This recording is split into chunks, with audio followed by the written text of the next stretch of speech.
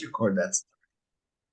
So it is said, and I don't know if this story is true or not, but I think it gives us a very good perspective. It is said that there was a judge in the southern United States that the plaintiff was suing their boss for not giving them any of the religious holidays off because they are an atheist person, and therefore he wanted to know why can't he have any holidays that are given to everybody else. So again, I don't know if this story really happened or not, and so the judge listened to everybody's claims, and then he said, "I believe that there is a celebration for those who don't believe in God." And the lawyer looked at him and said, "I'm not aware of such a thing, Your Honor." And the judge replied that King David in Psalms said that only the fools say that there's no God. And so, therefore, April's Fool's Day is your official holiday for atheists, which is today. So I think it's a good introduction to our study. So the Chachamim teach us again stories that the Midrash in general is not always saying that something exactly happened the way it is. Maimonides in his introduction to the Masechet Avot says that those who believe that the Midrashim are 100% literal are fools, talking about fools, and those who believe that they did not happen at all are also fools. So he says there's some kind of balance, meaning that there's the stories are there to teach us the lesson that we can learn from it, and always we are learning new lessons. But sometimes the details that they added were not exactly the way that it happened. And maybe the most famous one about Abraham, because we're going to learn about Abraham today, is about how he recognized God through the argument with Nimrod about, God of the fire, God of the sun, God of the moon, God of the night, of the day, of the wind, of the clouds, and all that. I don't think that a 3-year-old is that bright to have such an argument, but again, it's the idea that he was able to discern what his relationship with Hashem will be. So the Chachamim teach, this is in 2 places in the Talmud, in Tanit and in Megillah, that when Hashem entered a covenant with Abraham, our forefather, and promised him that he and his children would inherit the land of Israel, Abraham asked Hashem, Kadosh Baruch Hu, Master of the universe, perhaps, heaven forbid, the nation of Israel will sin before you, and you will do to them as you did to the generation of the flood and the generation of the dispersion. So the generation of the flood, of course, is with the time of Noah, but a few generations later, during the time of Peleg, and that's why it's called dispersion, we had the Tower of Babel, where Hashem dispersed everybody to all kinds of countries and changed their language so they won't talk one language. And so this is a very serious question. And Hashem answered, I will not do that to them. Okay, not explaining, but I already went into a covenant with Noah, and so there's not going to be a flood. And yes, the people of Israel represent my beloved children, but I'm not going to disperse them either in the way that he did with Tower of Babel. Of course, we do know that there was an exile, so that is a form of punishment. So Abraham said, how will I know that you will not destroy their name? And Hashem responded, bring me 3 calves. By that, he hinted to him that the institution of the Korbanot will be witness to the eternal connection between Israel and Hashem. Therefore, even if sins should be found within the Jewish nation, it is only because of external influences in their core. The Jewish people are righteous and are all connected to Hashem. Therefore, by the offering of Korbanot, an act which expresses Israel's absolute devotion to Hashem, their sins will be atoned. So there's many, many things that we learn about Abraham. And actually in my Dvar Torah this past Shabbat, I'll read just the one paragraph because I think it's important.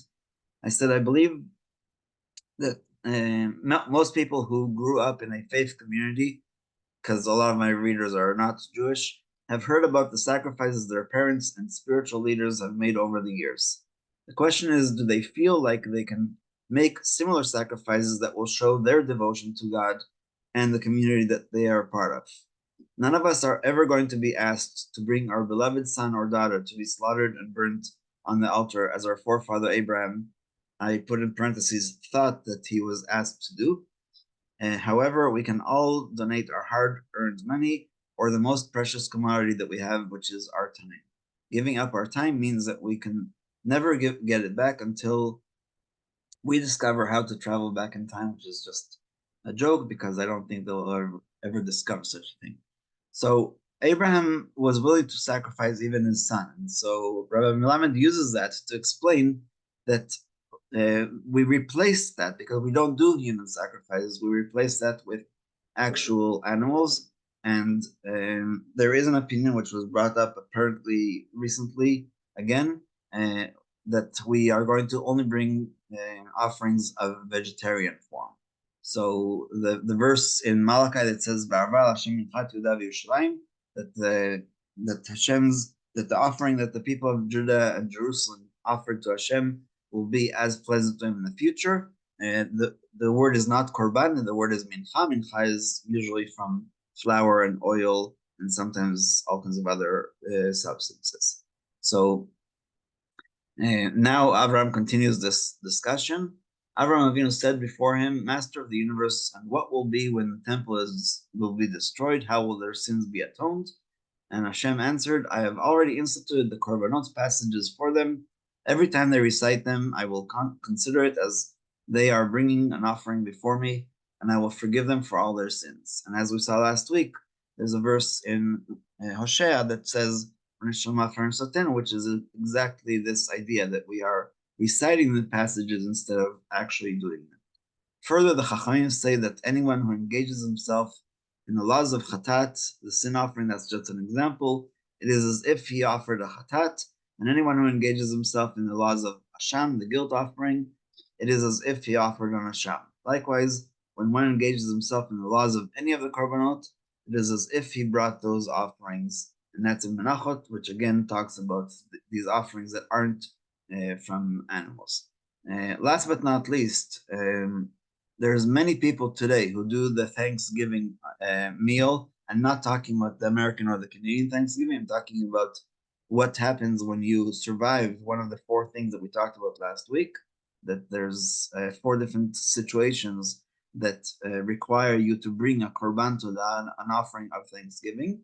And so at these meals, some people read that Psalm 100. It's actually pretty short, and we read it every day except for Shabbat and Jewish holidays, unless you're Sephardi. Sephardi read it on Friday night before the Chadodi, which is, I think, a beautiful idea. And so the other thing that I've seen being read, my mother read Nishmat Kol Chai one year. So Nishmat Kol Chai is basically thanking Hashem for all the miracles, even the ones that we are not aware of. And so let's conclude this idea. The idea behind this is that every deed performed in the world possesses an inner soul. The soul of a mitzvah is the words of Torah that discuss that mitzvah. These ideas especially pertain to the Korbanot, for the essence of the Korbanot is to express our connection to Hashem and our devotion, like we said before. Therefore, when one cannot actually bring the offerings, the study of them is considered a substitute for their sacrifice. And see also the Maharal. Maharal was the rabbi who created the Golem in Prague over 200 years ago. The name of this book is called Gvorot Hashem. It's about the miracles, mostly about the Exodus. And he actually named all of his books based on the verse that we say every morning in Vayavarach David.